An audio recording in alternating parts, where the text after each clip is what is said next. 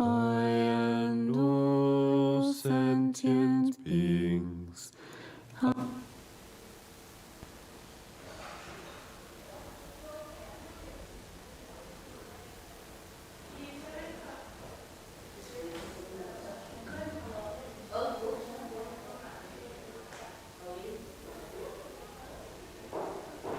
Seems to have problems with that microphone regularly.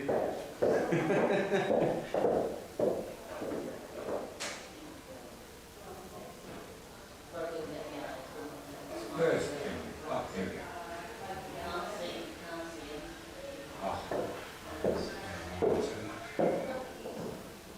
I just heard you.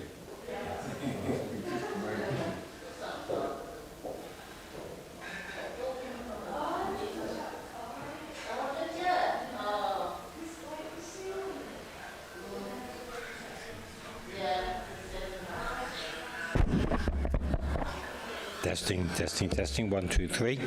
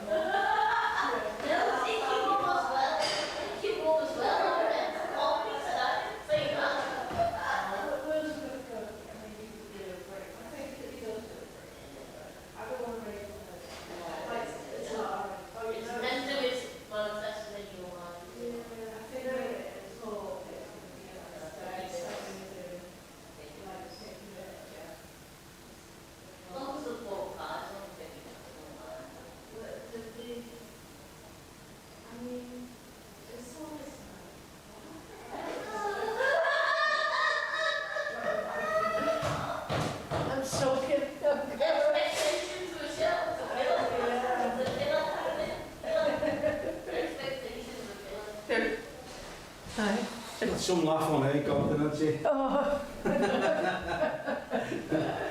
really has. comment about your laugh. I said we got some laugh, you. You have to laugh when you go mad.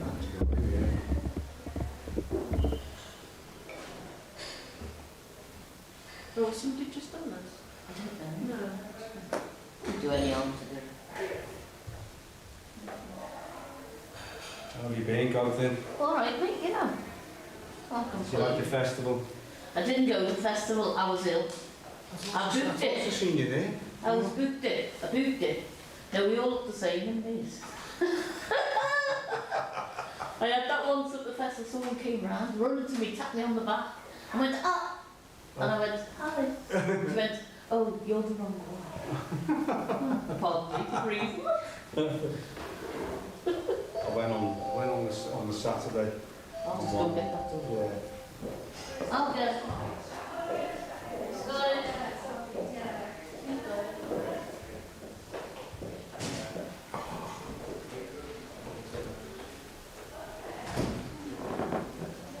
I thought this morning she was We all look the same. There's little round fat ones with glasses, and then there's tall thin ones that do a lot of crap.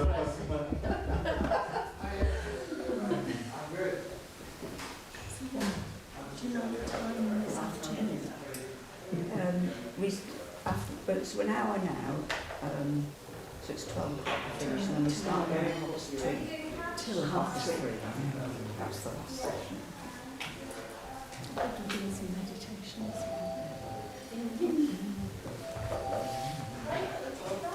Bing bang.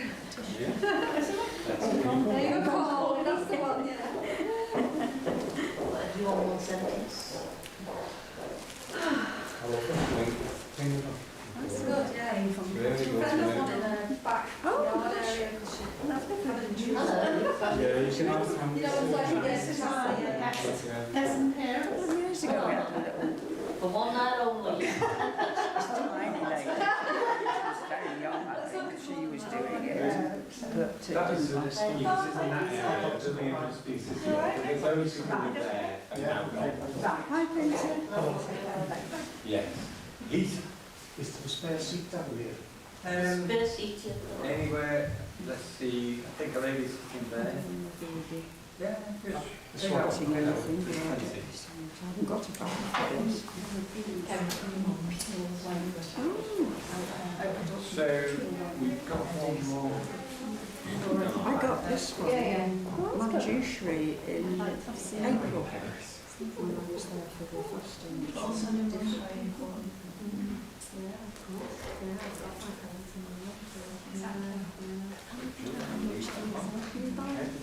Do you know how much for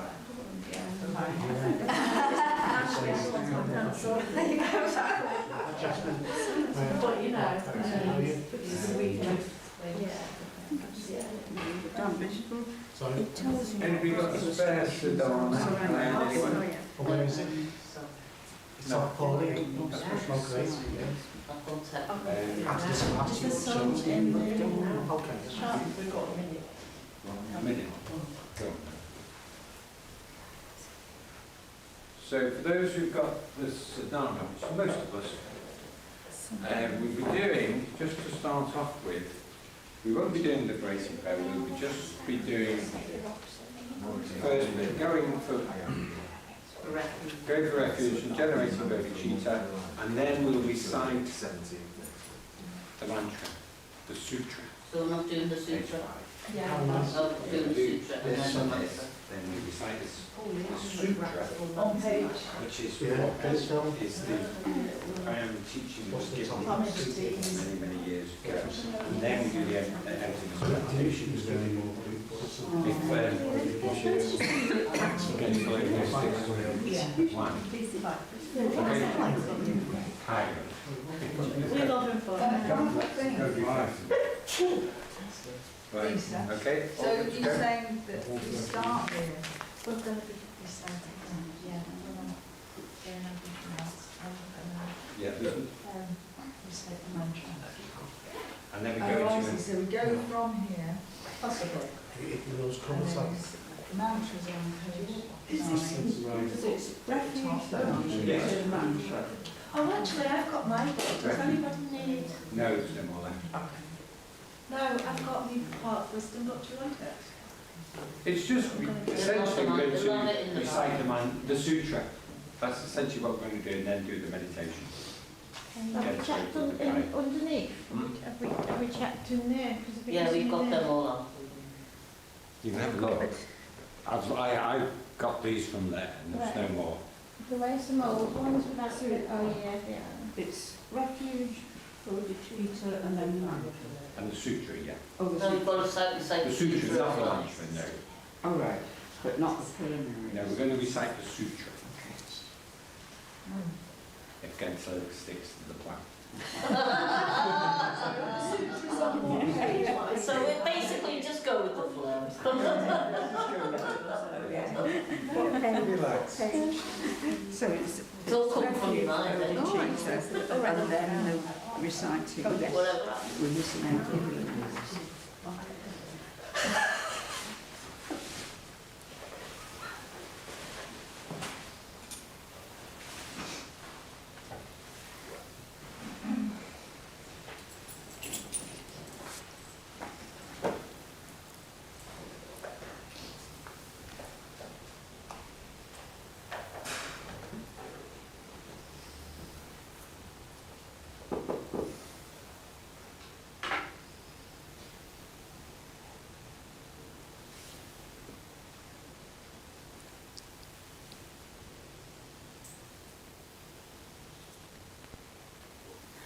Guru founder, blessed one, Tathagata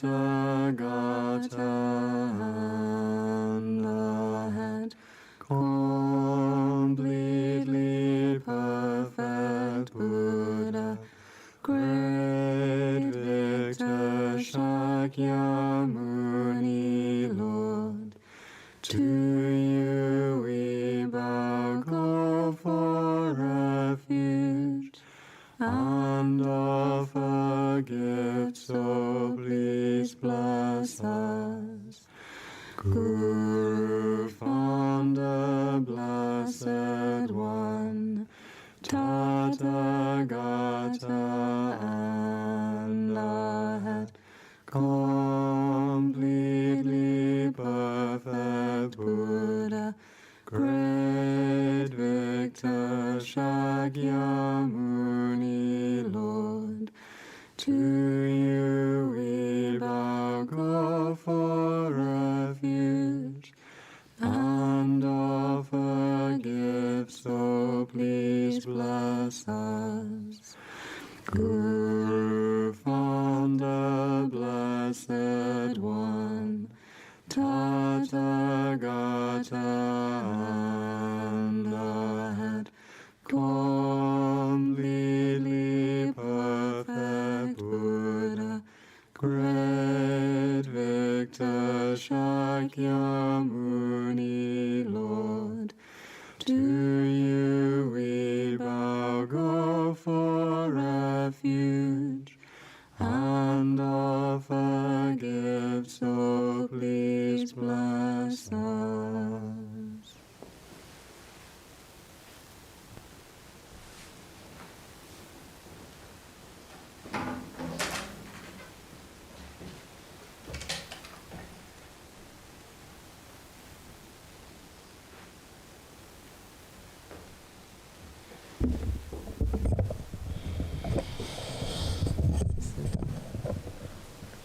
Thanks.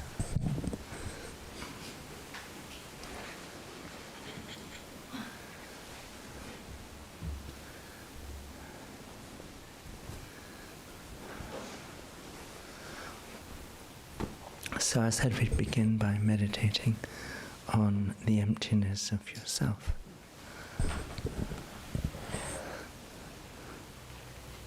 So I'll guide you through this meditation. So sitting in good meditation posture.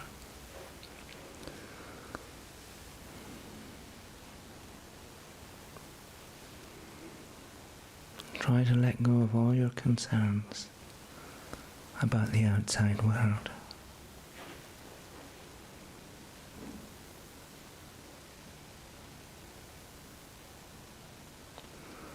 And just bring your mind inwards.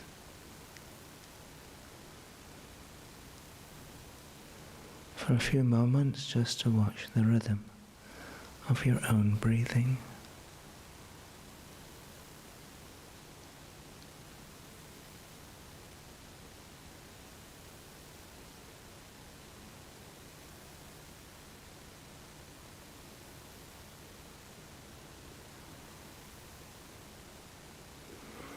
As you breathe in and breathe out, you may notice a feeling at the tip of your nose. Slightly cool as you breathe in, slightly warm as you breathe out.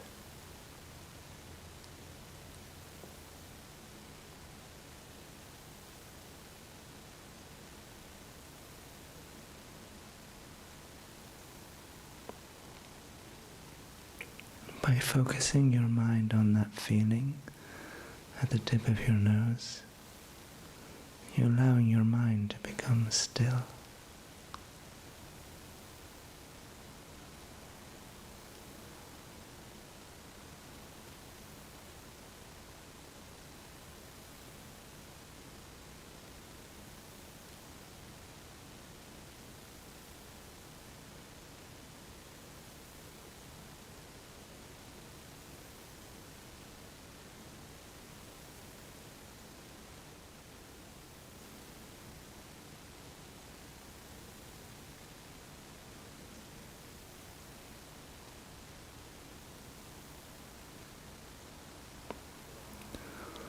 And now bring to mind an image of yourself, the self you normally see.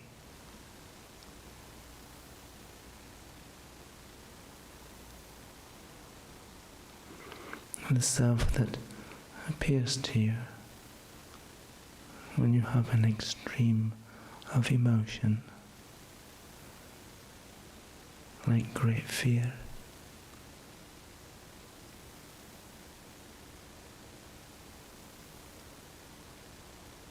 Or you feel humiliated.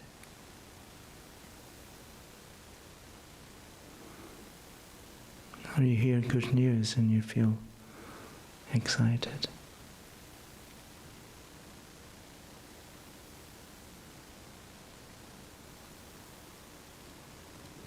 But try to develop in your own mind how yourself appears to you.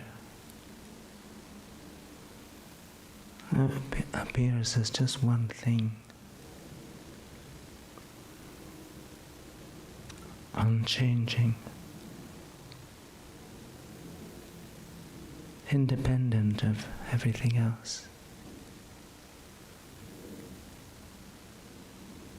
It's just who you are.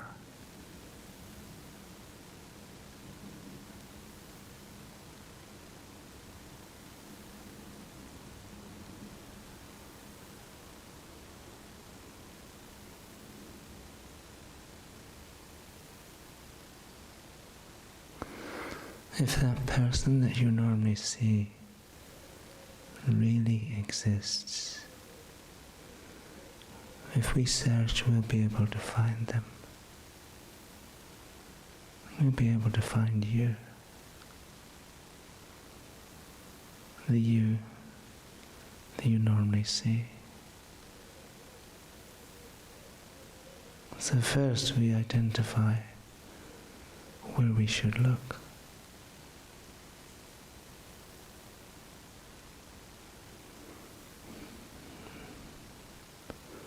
We should look within the body, within your mind, or separate from your body and mind.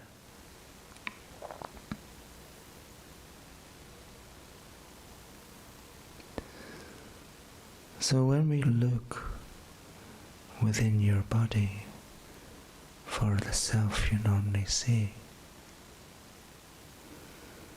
it's easy to realize that no single part of your body is yourself. Your skin is not yourself. Your limbs are not yourself. Your inner organs are not yourself.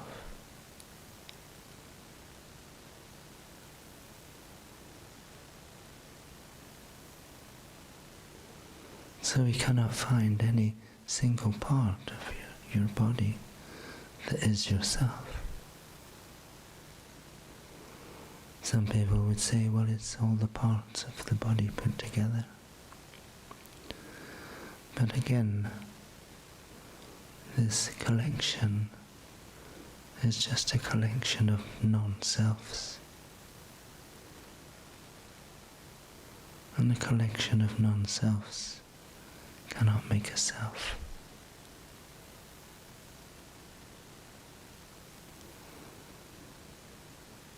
Also, if you were to take away all the parts of your body, there would be nothing remaining.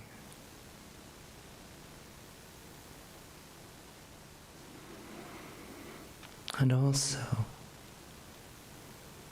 we say, my body. Me, the owner, and body, the thing that is owned. They can never be the same.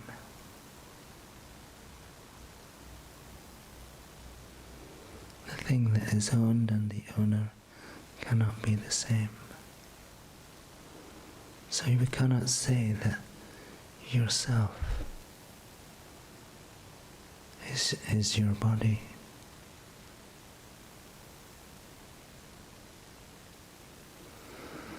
Similarly, we say my mind. I made up my mind. I changed my mind. Implying that the self is the owner of your mind and therefore is not your mind.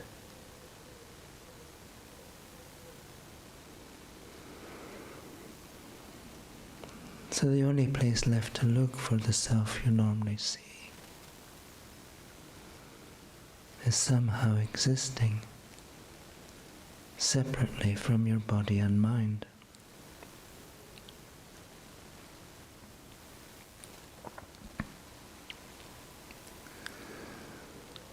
But you can never think of yourself without either body or mind appearing.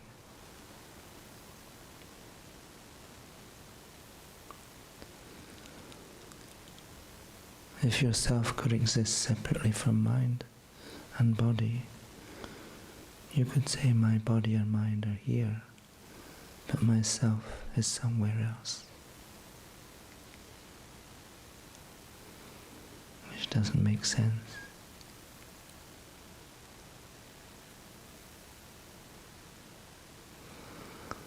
So we come to realize that when we've searched in every location,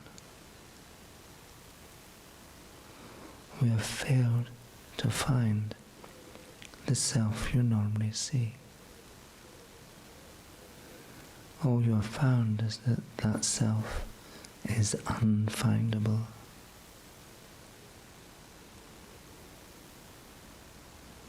If you turn your mind back to that image of yourself, and you realize it is unfindable, therefore it doesn't exist.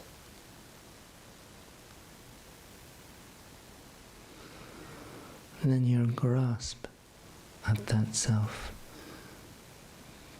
begins to loosen, as if that image of yourself begins to dissolve away as you let go.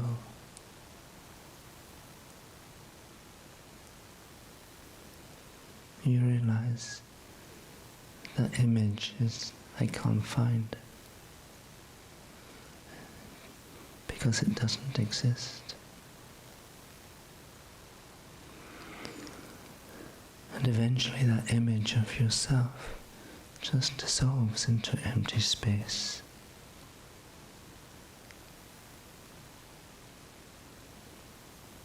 And now you realize this is the ultimate nature of me. This emptiness is the ultimate nature of me. Just space-like emptiness.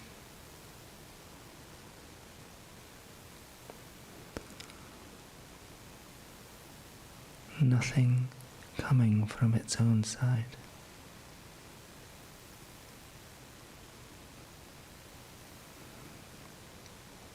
So just allow your mind to relax into that space-like emptiness of yourself.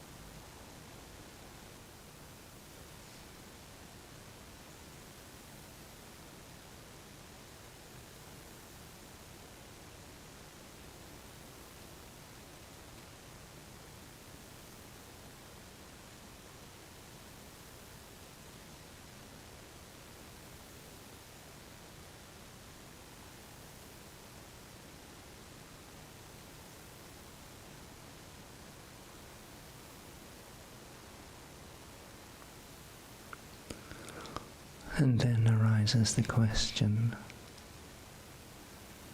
who is meditating on the emptiness of myself?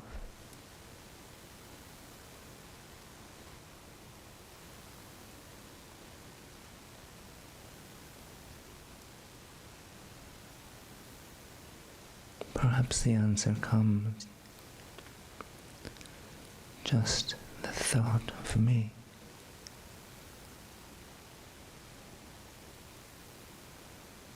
The idea of me, or name, mere name, mere conceptual thought.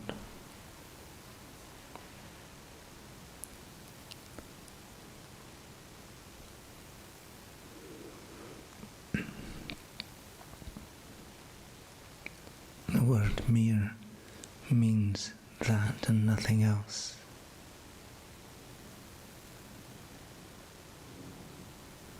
So mere conceptual thought means only conceptual thought.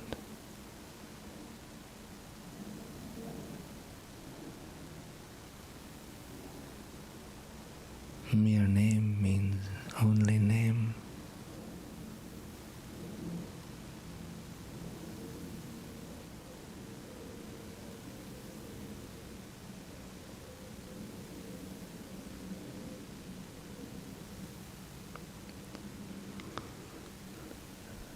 But that name exists and that conceptual thought exists.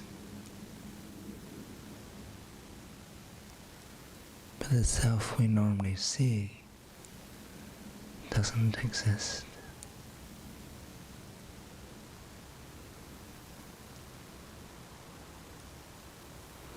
That independently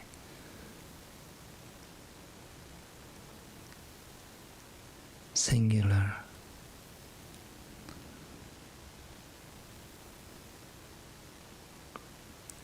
permanent self doesn't exist.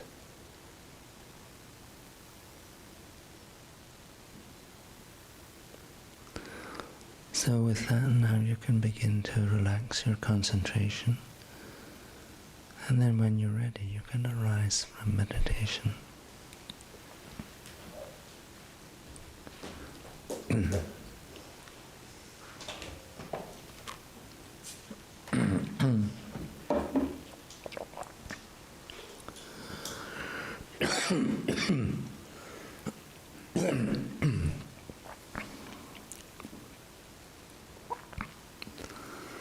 So that's the profundity of the ultimate. And that applies not just to self, but applies to everything. All phenomena are merely empty, having no characteristics. They are not produced and do not cease. They have no defilement and no separation from defilement. All we have is simply appearance.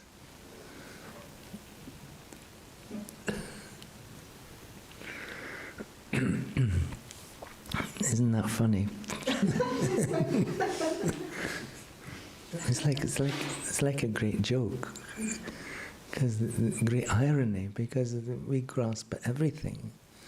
Is our basic fault is this self-grasping. We grasp at self, and I think we grasp at everything else in order to bring ourself into existence.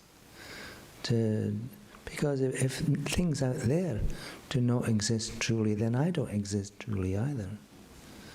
And that would seem this is where our real problem. We want to exist in exactly the way we think about ourselves. But that is just a thought. And so once we realize the emptiness of ourself, the ultimate nature of ourself, we begin to realize, well, it's the same for everything else, it's the same for everybody else, and it's the same for every other phenomenon. Even emptiness itself. Yeah. So because if emptiness was truly existent, everything else would be truly existent too. But it can't be, because nothing is truly existent, never has been, is not now, never will be. Everything is just appearance to a mind. Okay, but like I said before, we are not denying the existence of things, but so things have a conventional nature. What is this? This thing here? How do you know it's a microphone? What is that? Book. Book. How do you know it's a book? Merely by convention. We've all agreed somehow or other, you know, maybe your parents had flashcards of microphones and books, and you could distinguish between these two things. You know that's not a book, you know that's not a microphone, merely because of name.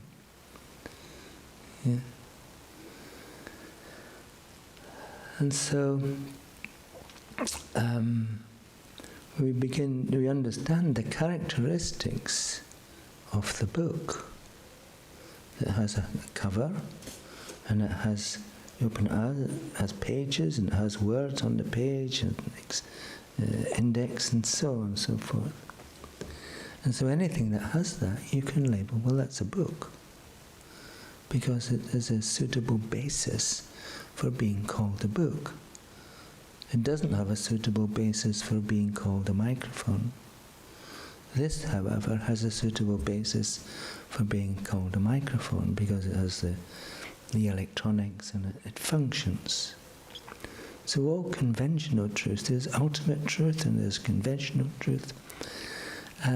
Only emptiness is ultimate truth. Everything else is conventional truths. So this is a conventional truth called a microphone. That's a conventional truth called a book, and so on. And they function.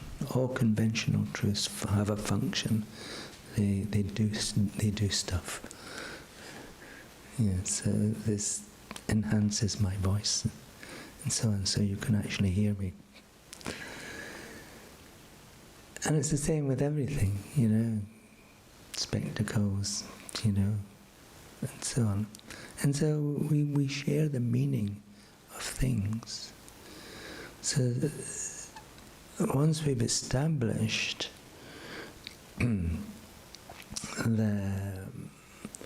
the definition of things, then we're able to communicate with each other. And if I say to you, oh, bring me a microphone, you don't bring me this. You bring me this, something like this. Or bring me a glass of water, you know what to bring me, you don't bring me a stool. And so on and so forth. Purely because we have shared meanings. Without these shared meanings, we wouldn't be able to function. And the meanings can differ between different societies. I mean, in France, for example, they'd have different words for these things, and we wouldn't understand. We wouldn't, if someone says, bring me a verre de l'eau, you wouldn't know what to do unless you understood those words, the meaning of those words.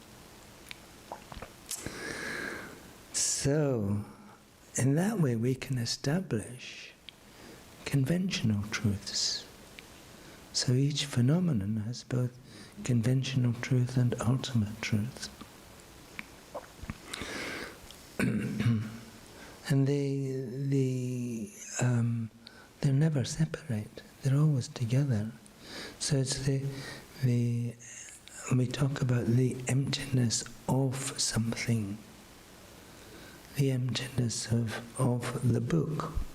If you search for the book within its parts, you won't find anything called book. You find, pages, words, paragraphs, index, and so on, line drawings and so on. None of these things is book. And so remember earlier I said the definition of a person is a self or an I imputed upon any of the 5 aggregates. The aggregates of form, feeling, discrimination, compositional factors and consciousness. This form refers to the physical nature of things, and all the other things refer to mind, aspects of mind. So essentially we have just body and mind. So a person is something imputed upon a body and mind. But when you search, you won't find person. Because we just made up the idea of person in dependence upon the appearance of these different things, the body and the mind.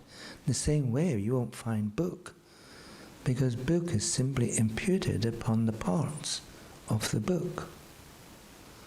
Yeah? You won't find microphone if you search, because microphone is simply imputed upon the parts of the microphone, and so on. Yeah. And that applies to everything. Your car is just imputed upon the basis of seeing the parts of the car. Yeah, you understand? Yes. You can nod your head and you can shake your head.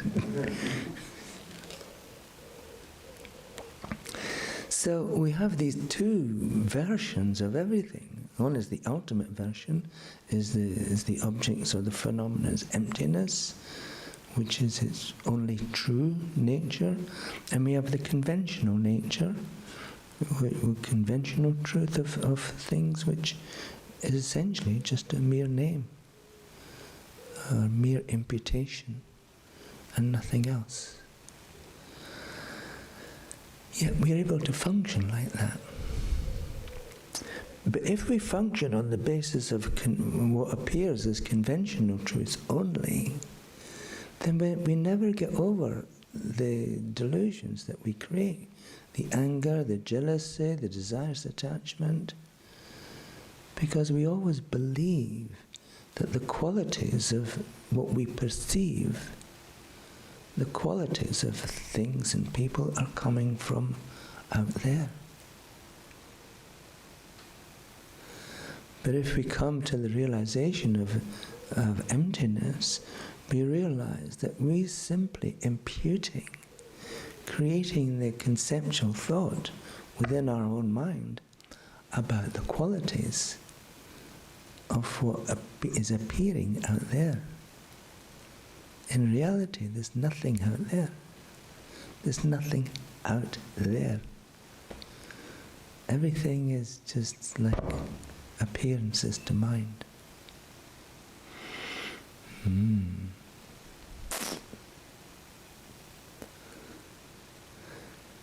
So, we can realize this when we're meditating. We can meditate on the emptiness of ourself, for example. We can meditate on the emptiness of anything. Just do the same process, the same logical process. You engage in a search process. You can't find the thing you're looking for. You can find other things. But then you're forced to come to the realization that the thing you normally see is just, you can't find it, because it is unfindable. And this unfindability is like a generic image of emptiness. It leads you towards the realization of emptiness. So this is how we begin to train our mind in emptiness. So when Avalokiteshvara says, if I can find it,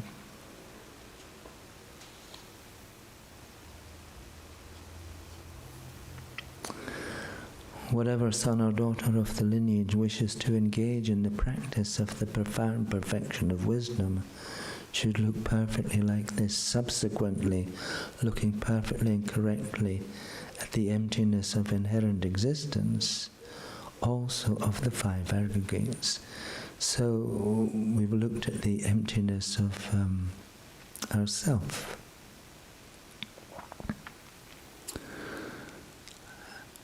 And saying form is empty, emptiness is form. So the first profundity is form is empty. Everything is empty. Emptiness is form. So that's the second profundity. Emptiness is form. And what this means is that conventional truths are manifestations of their emptiness.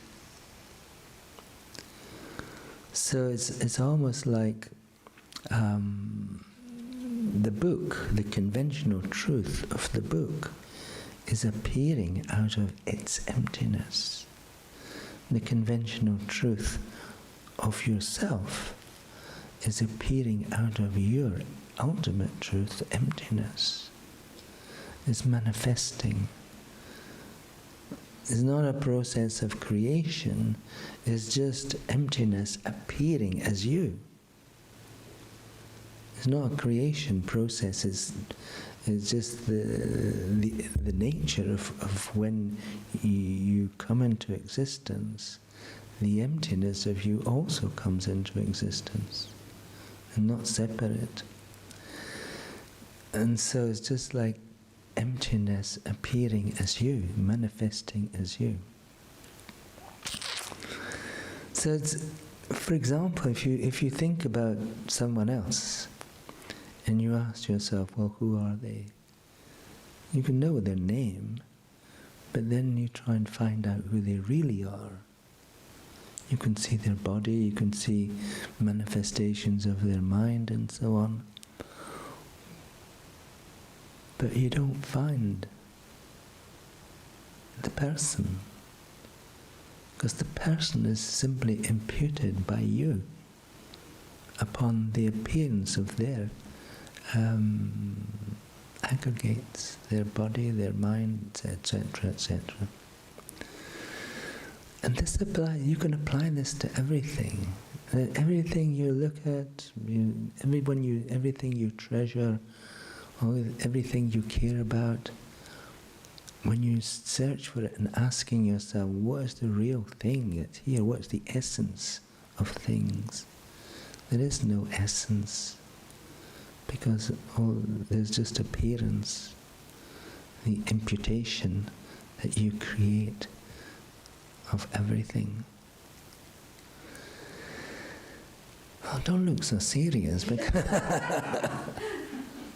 because I mean, this is the real solution to all your problems and understanding. It's, it says superior bodhisattvas have no obstructions and no fear. It means that you begin to relax. There's nothing to be frightened of. There's nothing to be attracted to. And you begin to look inside for your own peace and happiness. You're not dependent upon external things as your source of happiness, or you're not dependent upon being free of particular people or situations for your source of peace. Yeah.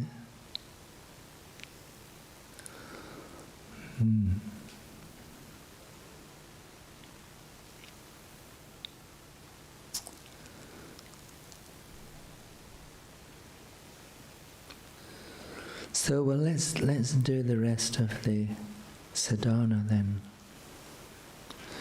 Let's recite together the Heart Sutra.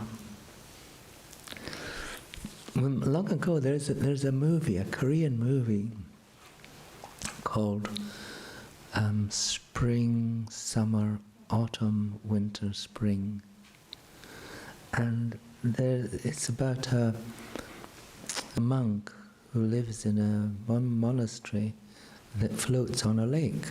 It's a floating monastery. And he has a young boy with him, and then the boy grows up and goes off and commits all kinds of crimes.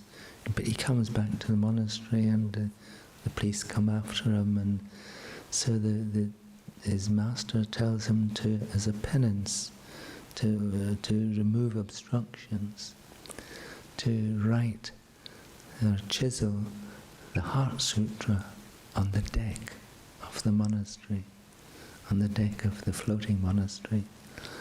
And it is so inspiring that I decided to remember to learn this Heart Sutra, because if someone can just go and chisel it out, why can I not memorize it? So that if you memorize this, if you could commit it to memory, it will stand you in great stead. Because this wisdom is like in the great sword. It's called the sword of wisdom that cuts through all our delusions and all our causes of suffering. So let's recite it together.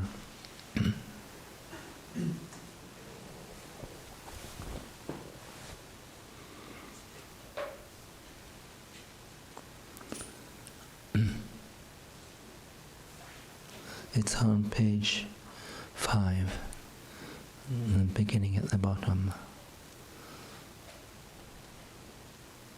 Do you want me to play? Yes.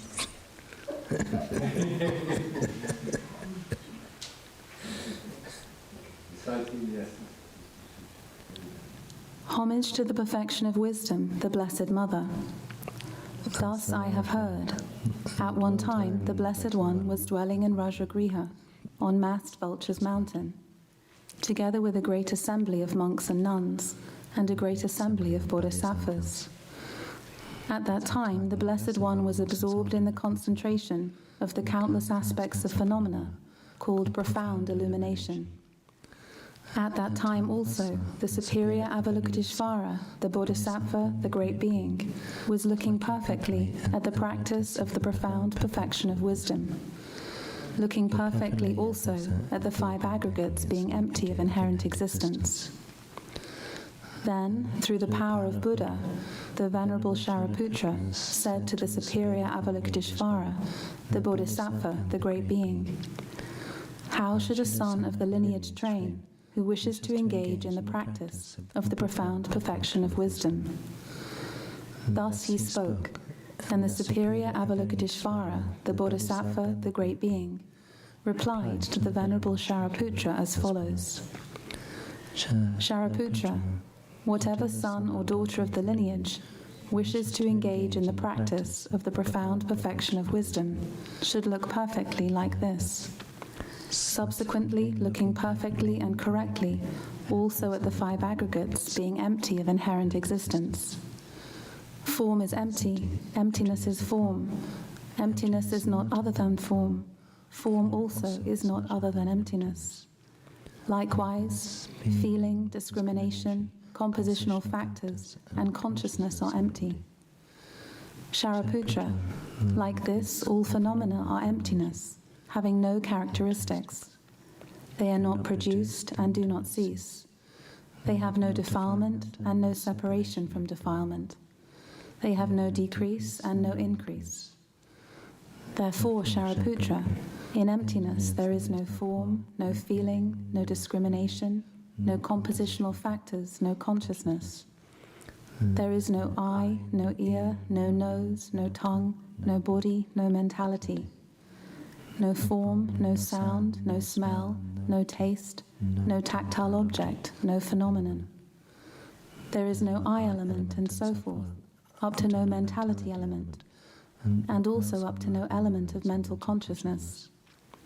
There is no ignorance and no exhaustion of ignorance, and so forth, up to no aging and death and no exhaustion of aging and death. Likewise, there is no suffering, origin, cessation or path, no exalted awareness, no attainment, and also no non-attainment. Therefore, Shariputra, because there is no attainment, bodhisattvas rely upon and abide in the perfection of wisdom. Their minds have no obstructions and no fear. Passing utterly beyond perversity, they attain the final nirvana. Also, all the Buddhas who reside perfectly in the 3 times, having relied upon the perfection of wisdom, became manifest and complete Buddhas in the state of unsurpassed, perfect and complete enlightenment. Therefore, the mantra of the perfection of wisdom, the mantra of great knowledge, the unsurpassed mantra, the equal to the unequaled mantra, the mantra that thoroughly pacifies all suffering, since it is not false, should be known as the truth. The mantra of the perfection of wisdom is proclaimed. Tayata Om Gate Gate Paragate Parasamgate Bodhisoha. Shariputra, a bodhisattva, a great being, should train in the profound perfection of wisdom like this. Then the Blessed One arose from that concentration and said to the superior Avalokiteshvara, the Bodhisattva, the great being, that he had spoken well. Good, good, O son of the lineage, it is like that. Since it is like that, just as you have revealed, in that way the profound perfection of wisdom should be practiced, and the Tathagatas will also rejoice. When the Blessed One had said this, the Venerable Shariputra, the superior Avalokiteshvara, the Bodhisattva, the great being, and that entire circle of disciples, as well as the worldly beings, gods, humans, demigods, and spirits, were delighted and highly praised what had been spoken by the Blessed One.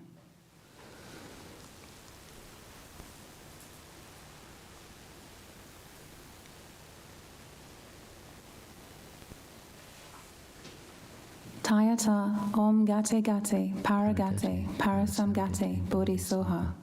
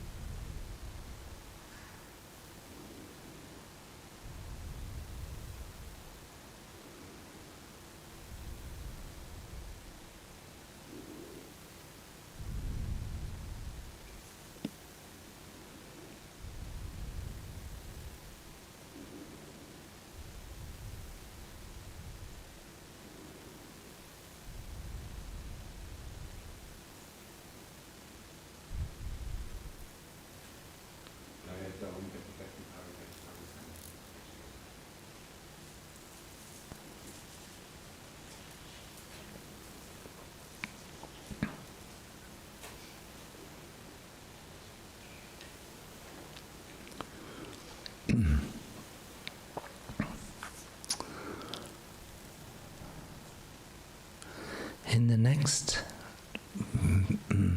verse,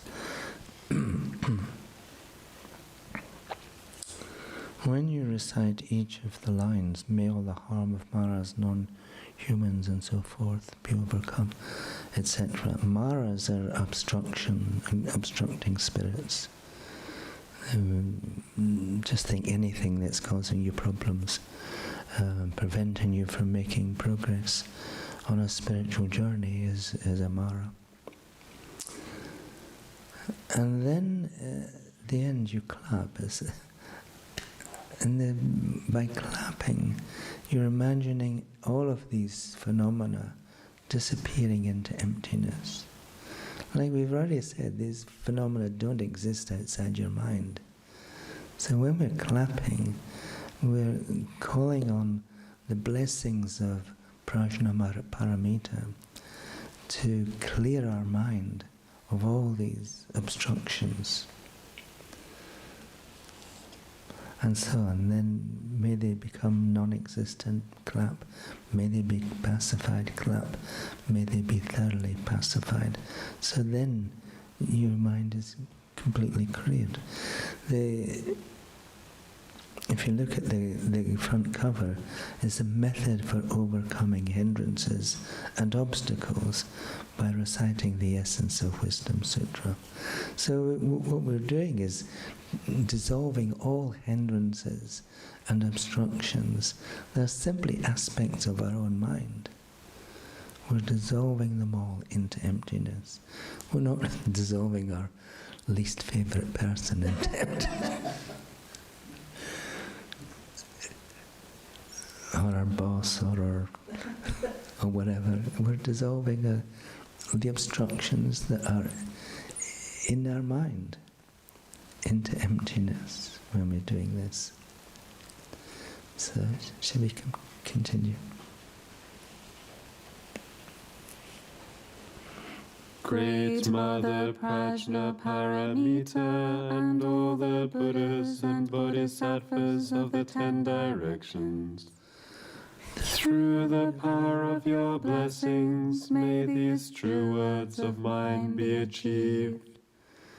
Just as before, when by contemplating the profound meaning of the perfection of wisdom and reciting its words, Indra overcame all the harm of Maras, non-humans, and so forth.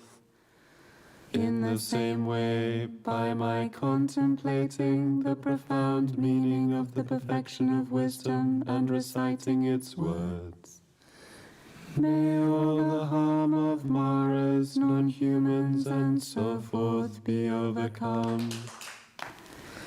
May they become non-existent. May they be pacified. May they be thoroughly pacified.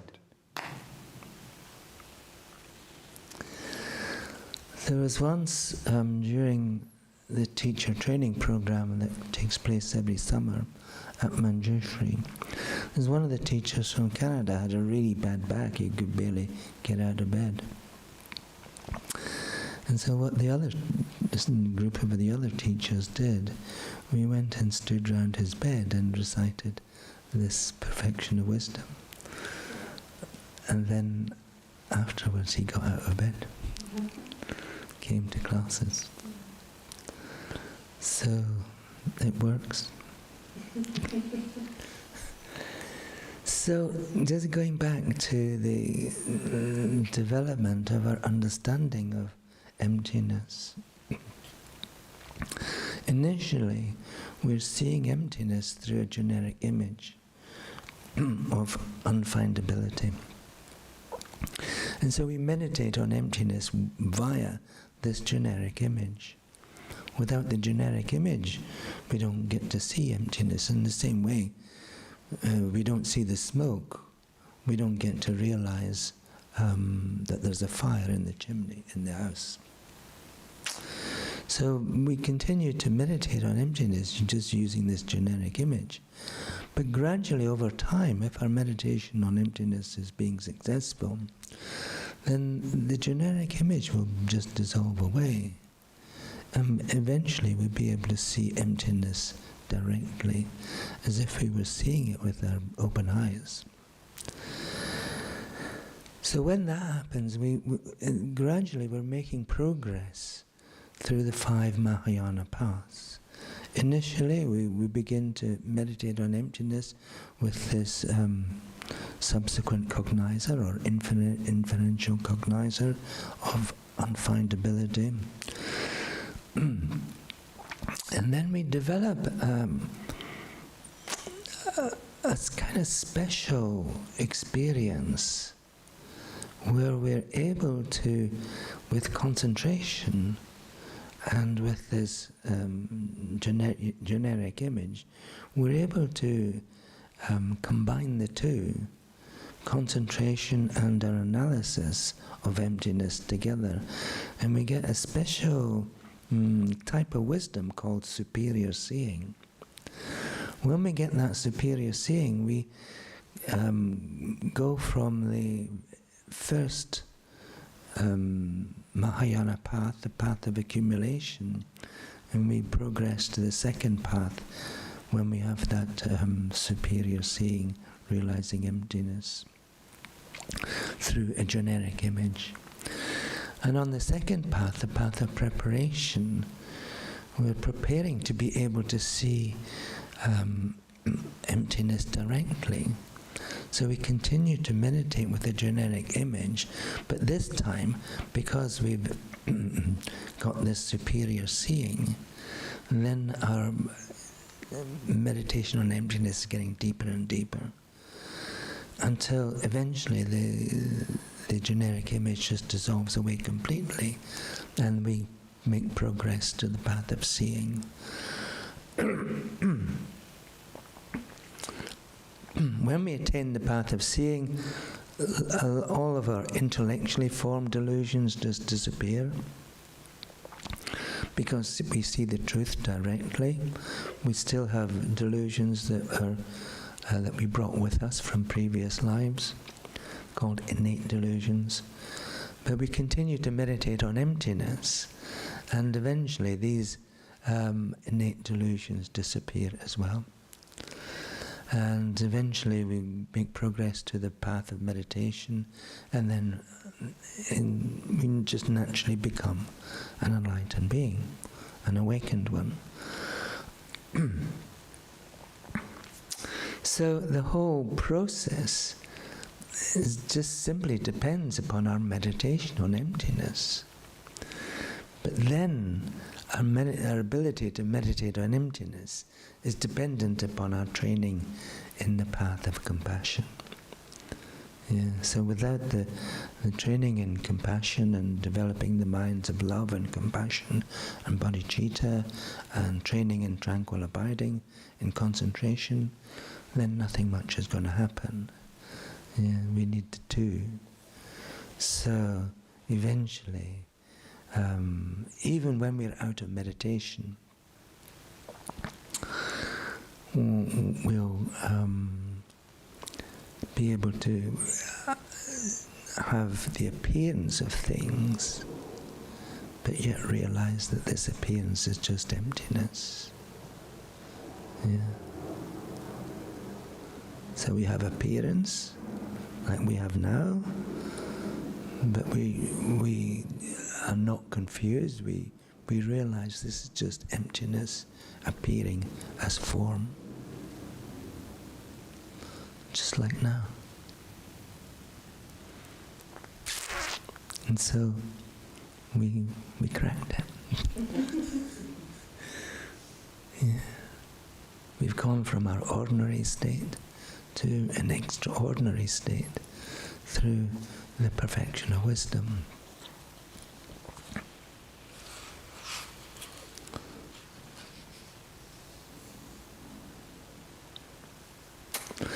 Okay. Any questions? I have one.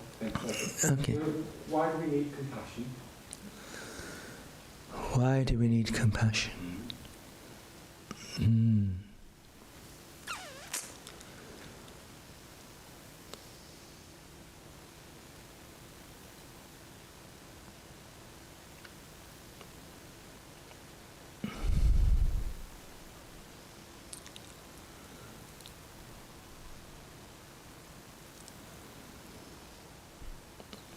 Without compassion, we're not going to develop the mind that seeks enlightenment. The mind called bodhicitta. Because when we realize the suffering of all living beings, and we come to realize that we have the potential to do something about it, but what we're able to do about it is to become enlightened ourselves. This is the distinction between Hinayana and Mahayana. In Hinayana there's only one enlightened being, and all that anyone else can aspire to is to find a state of permanent peace. Mahayanists have the potential to become an awakened one, a Buddha. And by pursuing that potential, by training in compassion and wisdom, then we eventually attain the power to be able to help people directly, in the same way as we're being helped right now, because of the appearance of someone 2,500 years ago, by the appearance of my our root guru, our Geshe Kelsang Gyatso, in our lives. So, until that time, even if we strive to help people, often we just cause them more problems. Yeah. Do you ever find that? Because we're just acting out of our own. Our wish to help others is partially out of our own self-interest as well. Because if I help this person, everybody will think I'm a good guy or a good person. But once we realize that we have the potential to really be able to help other people by leading them out of their suffering, by teaching them Dharma. It's the only way, by helping them to develop a realization of compassion and wisdom in their own minds for themselves. By giving each person the opportunity to transform their minds, then they can free themselves from suffering. Nobody can do it for you. So it's only that mind of compassion that drives you to seek enlightenment. Without that mind of compassion, you would never develop the mind of bodhicitta. If you don't develop bodhicitta, you have no wish to attain enlightenment for the benefit of others. And so it's that bodhicitta that drives you to meditate on emptiness, to practice what's called the 6 perfections, the practices of a bodhisattva, and to go to the final state. Just one more thing, while I still have you. The mantra itself, Tayata Om, simply is talking about me. I will go. Gate means go. I will go to the path of accumulation. I will do whatever it takes to acquire the path of accumulation, which means we need to have tranquil abiding and the mind of bodhicitta. And then the second gati means I will go to the path of preparation by continuing to meditate on emptiness. Paragati, I will go to the path of seeing. Well, I become a superior bodhisattva, so I'm able to see emptiness directly in meditation. Parasamgati, I will go to the path of meditation, where I will free myself from all the intellectually formed delusions. And Bodhi means I will attain the path of no more learning, or Buddhahood. So that's what you've agreed to do.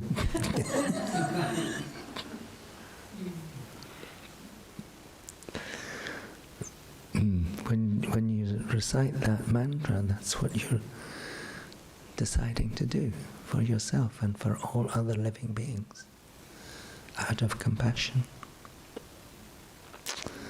So that's why we need compassion.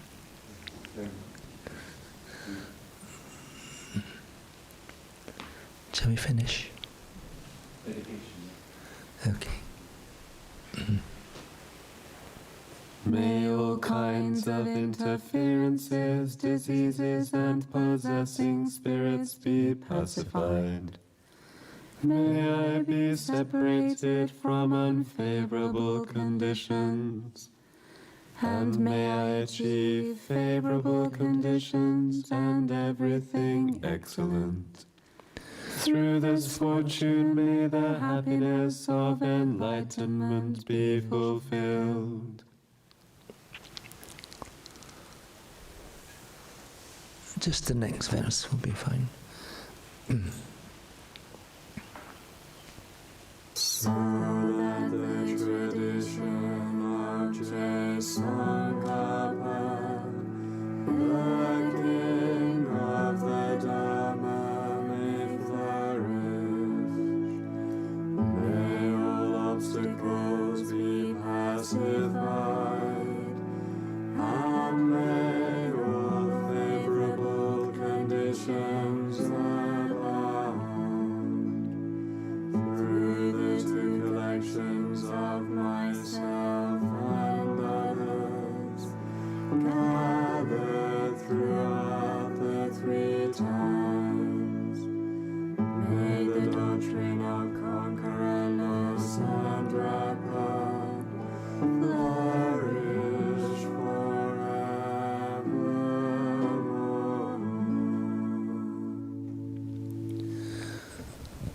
What time do we come back? 2:30? 2:30. Okay, thank you.